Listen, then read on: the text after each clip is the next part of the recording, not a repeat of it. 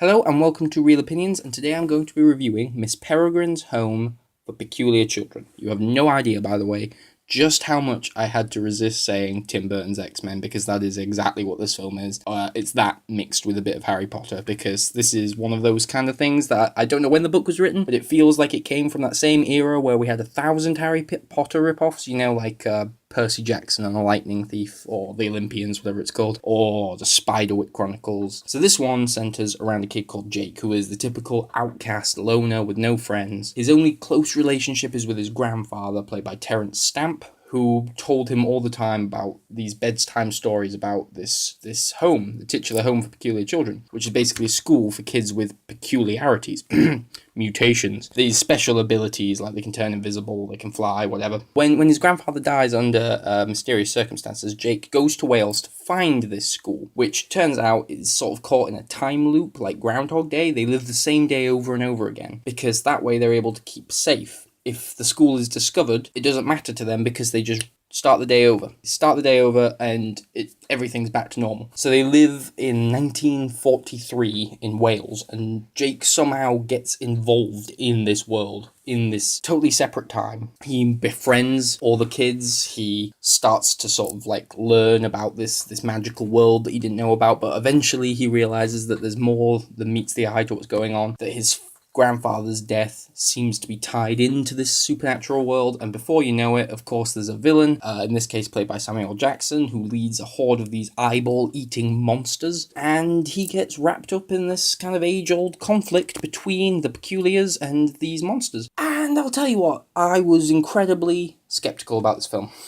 I haven't liked a Tim Burton film in a long time. Some of his earlier work I really like. Beetlejuice is a good film. His Batman's are pretty decent. And I think Ed Wood is genuinely great. But since the 2000s, he has just made crap film after crap film. And God knows, I absolutely hate Alice in Wonderland. It's one of my least favourite films of all time. Pisses me off so much. So I had very low expectations for this. I'm also not a big fan of the Harry Potter kind of films. So Tim Burton doing a Harry Potter kind of film, ugh. So maybe it was just the low expectations, but I left this film feeling quite surprised. I genuinely enjoyed it.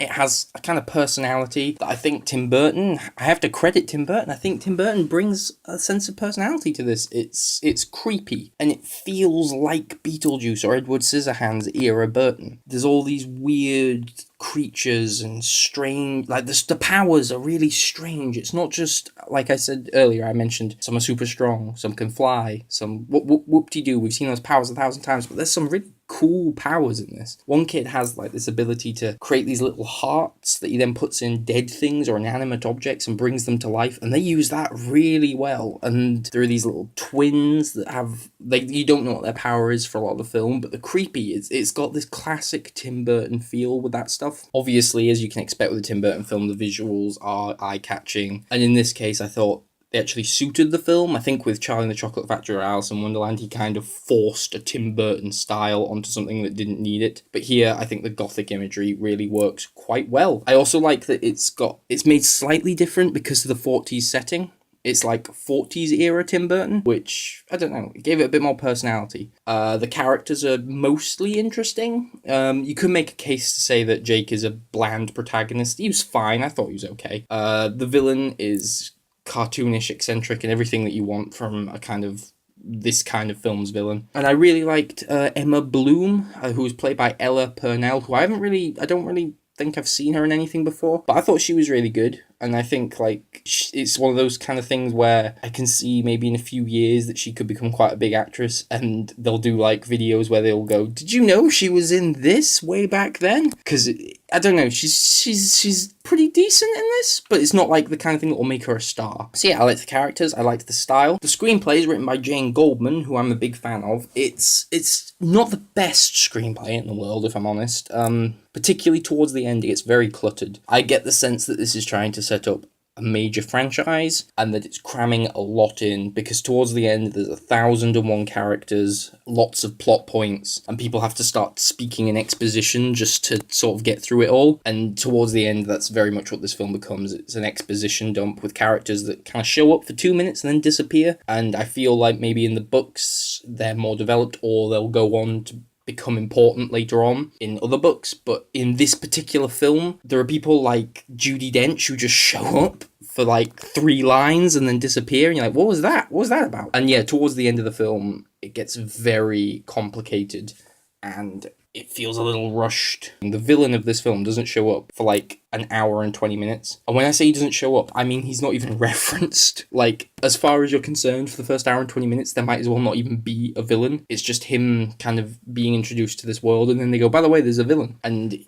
his whole intro feels very rushed, which is a shame, because I think he might have been a decent villain. So yeah, the screenplay's not fantastic, but I think that's more because it's trying to cram in so much that it probably can't do in a 2 hour 10-minute runtime. But the dialogue's decent, the characters are fairly well developed, so you know, it's not a terrible screenplay either. But I do know that Jane Goldman can do better than this. I liked the lore for the most part as well. The creatures are great. I love the monsters. I don't want to kind of spoil them, but they have a cool visual style. I like some of the details too, like the girl who can fly, she doesn't actually fly. She's actually more like a balloon, and they have to put weighted boots on her to stop her just floating away, and I thought that was a neat little twist. Like I said, the kid who can reanimate stuff, his power gets used really cool. And towards the end of the film, it goes mental in that kind of way that I love, where it feels like a kid's just going, and then this happens, and then this happens, and then this happens, because there's reanimated corpses, monsters, superpowers, and it's all just going nuts at the end. And in Blackpool, of all places, which kind of, for an English person, made it feel, I don't know, it gave it even more personality and charm, because Blackpool's such a sort of mundane place, and then all this crazy stuff's happening. So I liked the film. I would say that I was charmed by it, that it was better than most recent Tim Burton films. I also liked that there was an attempt to give it a slightly darker flavour. As I said, the monsters are quite scary, they're genuinely threatening, and the villains, they like gouge people's eyes out and eat them, which is pretty disturbing for a kid's film. And then there's all this stuff about the war as well. It's set in World War II, and there's like references to the Holocaust and to Nazis, and it gets a little bit dark, which I actually appreciated. I thought it was well handled, and it separated this from all the other Harry Potter ripoffs, which have been very much in the Harry Potter style. Like, this definitely felt like Tim Burton's comfort zone, which is something I often criticize him for sticking to it so rigidly. But I don't know, it was different, and I think if I was a kid, I would have actually preferred this to Harry Potter myself, because I like monsters, because I like the gothic stuff and the dark stuff. So I do think that this definitely could find an audience with people, particularly people who like Tim Burton films, I suppose. So yeah, overall, I'm not in love with it, but I enjoyed it. I was totally surprised to find myself enjoying it as well. And, you know, if it's on TV, I might even check it out again. So I surprisingly find myself recommending this, and I will give it a low 7 out of 10.